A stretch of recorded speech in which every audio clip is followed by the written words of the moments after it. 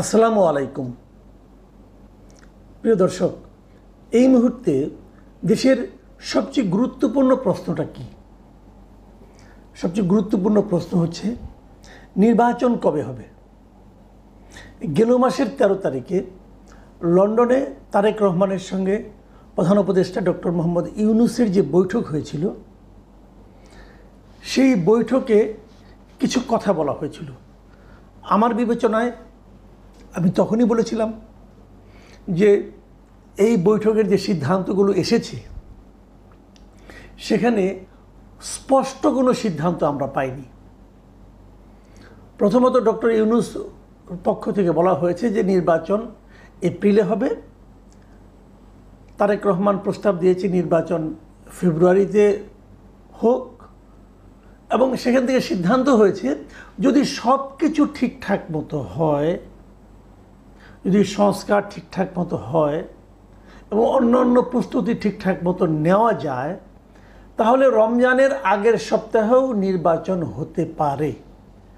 হবে তেমন কোনো নিশ্চয়তা নেই, সব ঠিকঠাক হলেও নিশ্চয়তা নেই। যদি সব ঠিকঠাক মতো হয় তাহলে রমজানের আগের সপ্তাহেও নির্বাচন হতে পারে। মানে একটা ছেলে ভোলানো সম্ভাবনার কথা বলা হয়েছে। এবং রমজানের আগের সপ্তাহে যদি হয় তাহলে সেই নির্বাচনের ডেটটা এসে দাঁড়ায় ফেব্রুয়ারির 12 তারিখে, আগামী বছরের।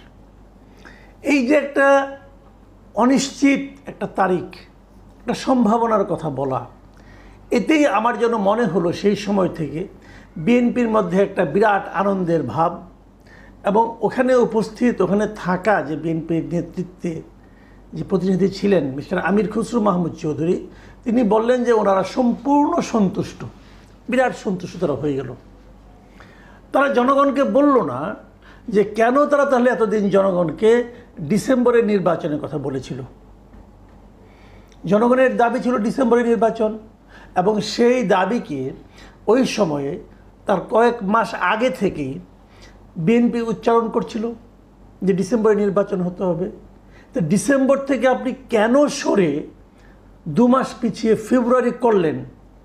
কারণ আগে তো ডিসেম্বরের দাবিটা আপনি তুলেছিলেন জনগণকে সঙ্গে নিয়ে। তো জনগণকে সঙ্গে নিয়ে উত্থাপিত যে দাবি, সেই দাবি থেকে আপনি 2 মাস কেন পেছালেন? কি যুক্তিতে পেছালেন? সেটা কি আপনারা জনগণের কাছে ব্যাখ্যা করেছেন? করেননি, আজও পর্যন্ত করেননি। তারা বলেই নেই, জনগণকে বলার প্রয়োজনই মনে করে নাই যে কেন সেটা ডিসেম্বরে নয় ফেব্রুয়ারিতে হলে ভালো হয়। এই দেশে জনগণের কোনো মূল্য নাই। ডক্টর ইউনূস জনগণকে মূল্য দেয় না, সেটা তো আমরা বলি বারবার। উনি ওনার ইচ্ছা মতো যা ইচ্ছা হয় তাই বলে। কেন বলেন, কি সমাচার, কারোর সঙ্গে উনি কোনো ব্যাখ্যা করেন না, কোনো ব্যাখ্যা দেন না। মানলাম উনি রাজনীতি করেন না, ওনার রাজনৈতিক দল নাই, জনগণের কাছে ওনার কোনো জবাবদিহিতাও নাই, জনগণের কাছে ওনার কোনো কমিটমেন্টও নাই। কিন্তু বিএনপি তো একটা পলিটিক্যাল পার্টি, তাদের তো সে কমিটমেন্ট থাকবে, সেটা আমরা দেখিনি। হতাশ হয়েছি, কিন্তু কি বলবো, আমাদের হাত থেকে ওদের সমস্ত বিকল্প সরিয়ে নেওয়া হয়েছে। যা হোক, প্রশ্ন হলো এর মধ্যে প্রায় 17-18 দিন পার হয়ে গেছে। এই যে একটা যৌথ ঘোষণা এলো লন্ডন থেকে, ওইখান থেকে ডক্টর ইউনূস দেশে ফিরলেন সফর শেষ করে, হয়তো খুব শিগগিরই আরেকটা সফরেও যাবেন। এর মধ্যে এখনো পর্যন্ত ডক্টর ইউনূস কিংবা তার অফিসের পক্ষ থেকে নির্বাচন সংক্রান্ত অথবা লন্ডনের ঘোষণা সংক্রান্ত ঘোষণার পক্ষে এ পর্যন্ত কোনো কর্মকাণ্ড কেউ দেখেছেন? আমি দেখিনি। ডক্টর ইউনূস যেন বেমালুম ভুলেই গিয়েছেন যে লন্ডনে ওনার সঙ্গে কী আলাপ হয়েছে। উনি এখানে এসে অন্য অন্য কাজ করছেন। দেশের মানুষ যে নির্বাচন নিয়ে টেনশন করছে, এটাকে ওনারা কোনো পাত্তাই দিচ্ছেন না। এর মধ্যে প্রধান নির্বাচন কমিশনার ডক্টর ইউনূসের সঙ্গে একটা সৌজন্য সাক্ষাৎ করেছেন 2 দিন আগে। সেই সৌজন্য সাক্ষাতে প্রধান নির্বাচন কমিশনারের সঙ্গে প্রধান উপদেষ্টার সৌজন্য সাক্ষাৎ, আলোচনার বিষয়বস্তু কী হতে পারে? মানে আবহাওয়া কেমন চলবে, গরম আরও বাড়বে কি বাড়বে না, বৃষ্টি নামবে কি নামবে না, নিশ্চয়ই এগুলো আলোচনার বিষয় নয়। হ্যাঁ, দুজনেই বৃদ্ধ মানুষ, হয়তো শারীরিক কুশলাদি তারা বিনিময় করতে পারেন।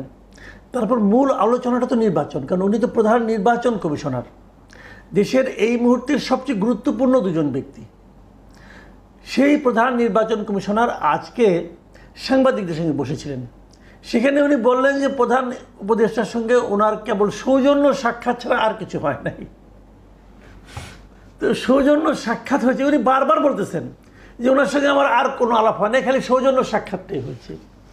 তো সৌজন্য সাক্ষাৎ করতে গিয়েছেন উনি, 1-to-1 বৈঠক করেছেন। তাহলে কেন উনি কি জিজ্ঞাসা করবেন না যে আপনি যে লন্ডন থেকে আসলেন, আপনি ওখানে তো নির্বাচন নিয়ে একটা কথা বলেছেন, তাহলে আমরা কি সেই অনুযায়ী নির্বাচনের প্রস্তুতি নেব? এই কথাটা ওনাকে জিজ্ঞাসা করাটা স্বাভাবিক ছিল না?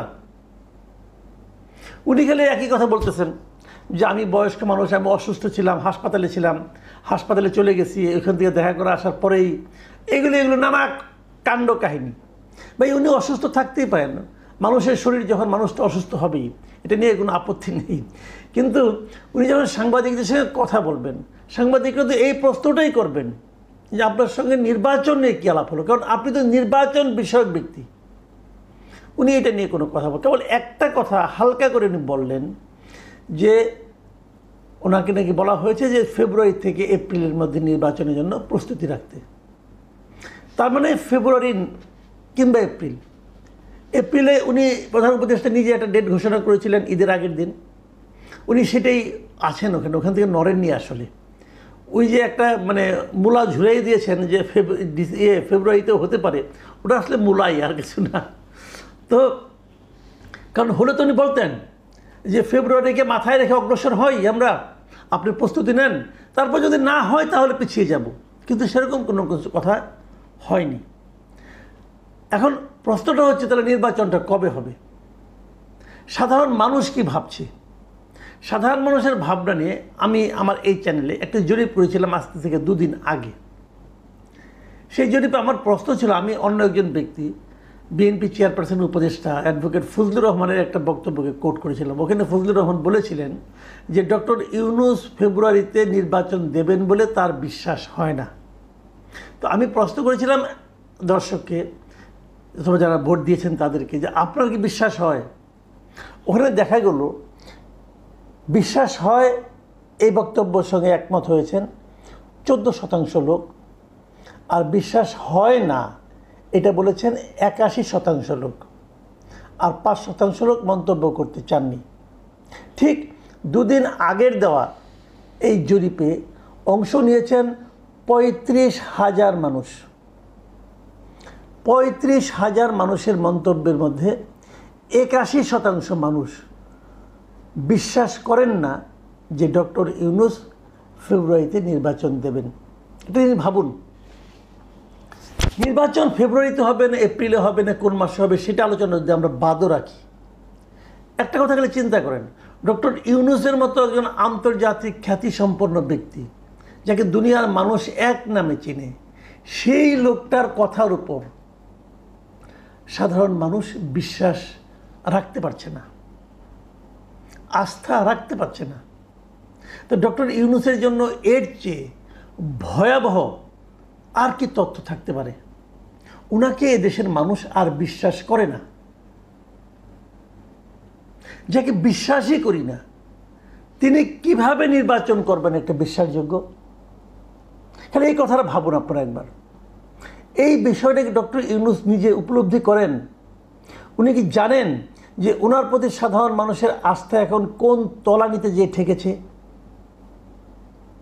এই জিনিসটা জানা উচিত। মানুষ আপনাকে নিয়ে কী ভাবে এটা যদি আপনি না জানেন তাহলে আপনার আত্ম উপলব্ধি হবে না। আপনি হয়তো কিছু লোক যারা পরিবেষ্টিত থাকেন তারা হয়তো সারাক্ষণ আপনাকে শোনায় যে আপনার এই দেশে জনপ্রিয়তা এত যে আপনি আজীবন ক্ষমতায় থাকুন, এটাই মানুষ চায়। কিন্তু বাস্তবতা সেটা নয়। ডক্টর ইউনূস, আপনার প্রতি মানুষের আস্থা তলানিতে যে ঠেকেছে এখন। এই জিনিসটা আপনাকে উপলব্ধি করতে হবে। উপলব্ধি করে সেই অনুযায়ী কাজ করুন। সময় শেষ হয়ে যায়নি, এখনও সময় আছে। আপনি আপনার সেই ইমেজ রিগেইন করতেও পারেন, তবে আপনাকে চেষ্টা করতে হবে।